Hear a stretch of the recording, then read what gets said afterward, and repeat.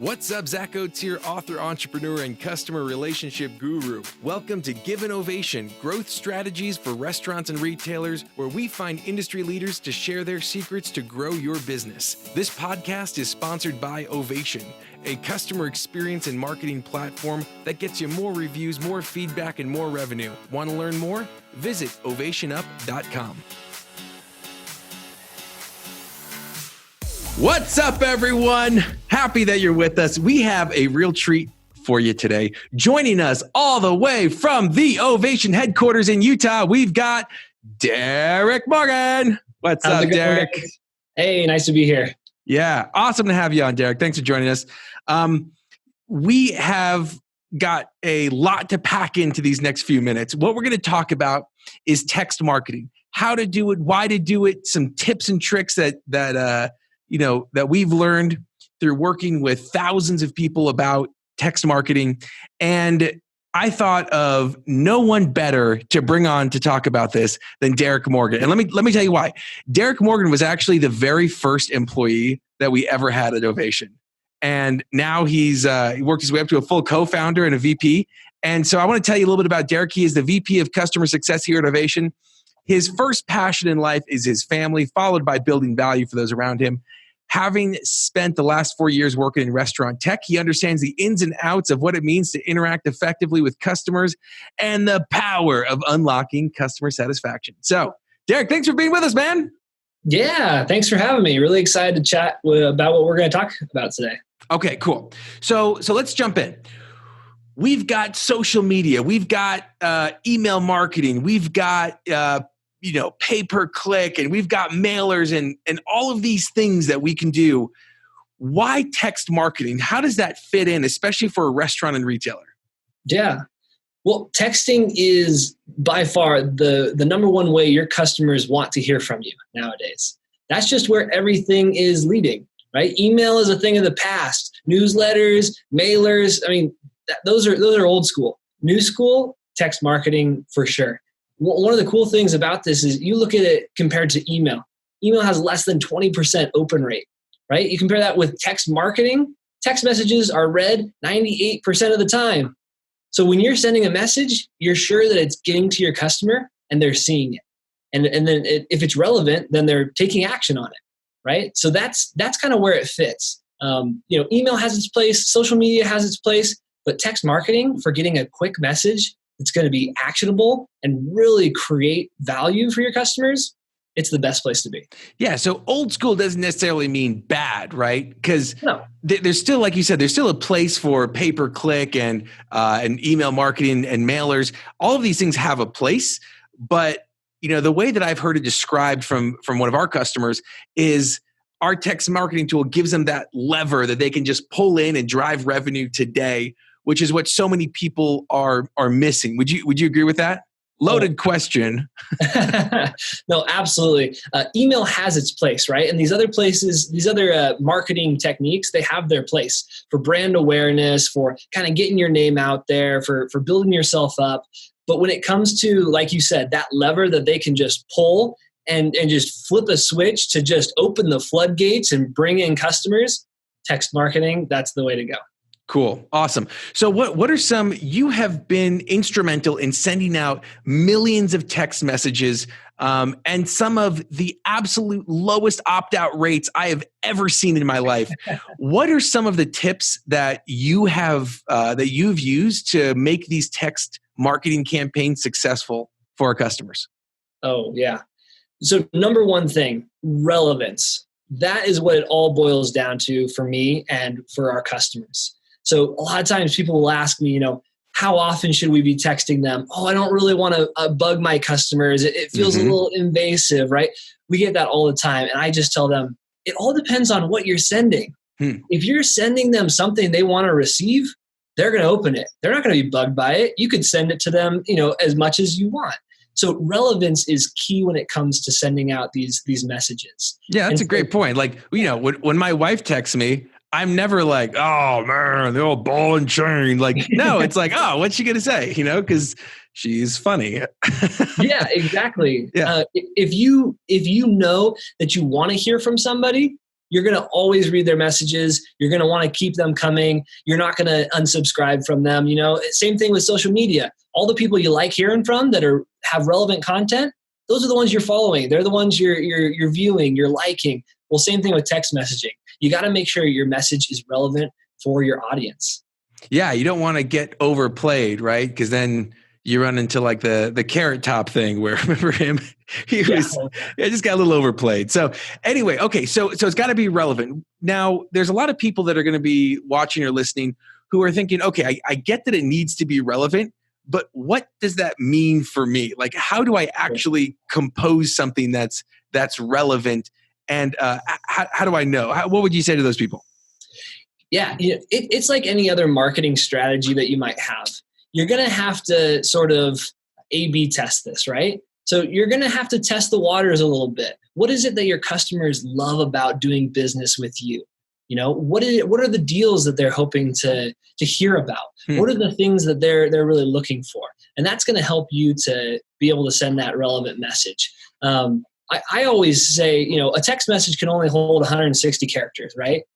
And I say, don't ever go over that 160 characters. Gotcha. Something longer, right? Keep it short and sweet. Keep it concise. Nobody wants to see a novel pop up on their phone that they're going to have to read through. Because in the moment. I don't know about you, but when I see those long text messages, I'm like, I'll read that later. Oh, absolutely. Right. And I think for the same reason, email has sort of taken a dip in its open rate and deliverability rate, because for the same reason, people just go junk. They just see a long-winded email and they just go, don't have time for it. Don't have time. Yeah, absolutely. So when you're sending these text messages, how should you compose them? What are some specific tips in drafting like the perfect text? Yeah, great. So one thing that I always like to say is make it a little bit personalized if you can. If you have the names of your customers, go ahead and put their name in there. Send it to them as if you're just texting a friend, right? And using different software such as Ovation, you're able to capture that data and dynamically add all of that information into the body of the message. But I would also say the number one thing you want to do is, if you're doing a deal, if you're doing a special, if you're doing a promotion, limited time offer, put that at the very beginning of the message. Oftentimes their phones, whether it's Android, iPhone, whatever it may be, they're going to see a little notification and they're only going to get a little snippet of what that message actually is. You want to make sure that the most relevant part of your message is right there at the front so that they open it and read and continue to read on, right? That's going to be the important part there. So I know I'm putting you on the spot here, but what is like a good message? What's like a good text message that you've seen work? Oh man, there have been so many great text messages that our customers have sent out. One that I can think of that just comes to my mind is we had a burrito place, kind of a Mexican place that was wanted to do $5 burritos. And we found that to work really, really well. Something like a $5 lunch, just almost unheard of, right, these days. Yeah. From like a good restaurant. And so they wanted to do a $5 burrito day. And their text message, super simple. $5 burrito, today and tomorrow only, period. That was it. Super concise. And yet that day, they had over a 10% redemption on that promotion. In just that one day, and they were able to double revenue from the week past. So just for people who may not be familiar with text messaging, what's like a standard opt-in? What's like a standard redemption rate? Sure. When you're looking at texting, average is about 2 to 3%. So we're talking over 3 times that. That's crazy. So even though that's a great example of one where you test things out. That one didn't necessarily include their name in it, did it? Or did? That one did not, no. So it didn't include their name. It was just $5 burrito today, tomorrow.